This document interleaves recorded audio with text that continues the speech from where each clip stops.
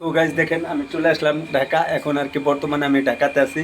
এখন থেকে যতগুলো ভিডিও পাবেন আপনি ঢাকা শহরে ভিডিও পাবেন, কেননা দেখা যাচ্ছে আমার দোকান পর্যন্ত এবং সিগারেট বিক্রি পর্যন্ত এখন থেকে আমি ঢাকাতে যতগুলো ভিডিও আপলোড করবো ঢাকাতে। যারা ঢাকা ব্যবসা করতে চান, ঢাকা শহরে দোকানদারি করতে চান, ঢাকা যারা প্রফেশনালভাবে ব্যবসা করতে চান, সমস্ত কিছু দেখানো হবে এই ভিডিওতে। এই যে দেখেন, আমি যদি আপনাদেরকে লাইভ স্ক্রিনে প্রমাণ সহ দেখাই তাহলে দেখেন এই যে এটা হচ্ছে অ্যাকচুয়ালি ঢাকা শহর।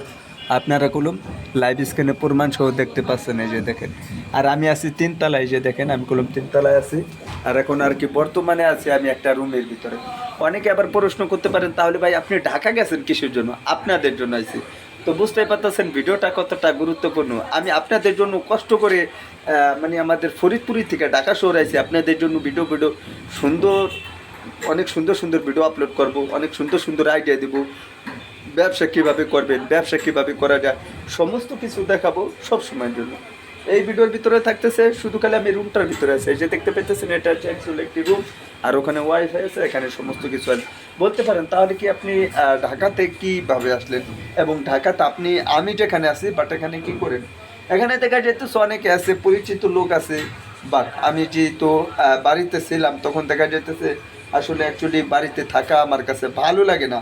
চিন্তা ভাবনা করলাম যে তাহলে ঢাকা থেকে একটু ঘুরে আসি, মানে এখানে থাকি। আর আমার কিছু পরিচিত ওই জায়গায় দেখেন, ওই জায়গায় কলম, ওখানে কলম আরও রুম আছে। আর এখানে আমার একটা রুম, আর ভিতরে আরও একটা রুম, আর ওখানে আরও রুম। আর এখানে যতগুলো বেচা কেনা করি, উপরে মানে লোক থাকে, উপরে আপনার কারখানা আছে। আর এটা অনেকে বলতে পারেন তাহলে কিসের কারখানা? উপরে হচ্ছে আপনার জুতের কারখানা, সাইডে আছে ব্যাগের কারখানা। বাট ওখান থেকে এসে এখানে আর কি মাল কিনে নিয়ে যায়। বাট আর সিগারেট যেটা সেটাও নেয়। তবে দুঃখের বিষয়টা কি, আপনার রাত দিন 24 ঘন্টা আর কি দোকানটা খোলা রাখতে হয়। অনেকে বলতে পারেন তাহলে কি আপনি সারা রাত কি জেগে থাকেন?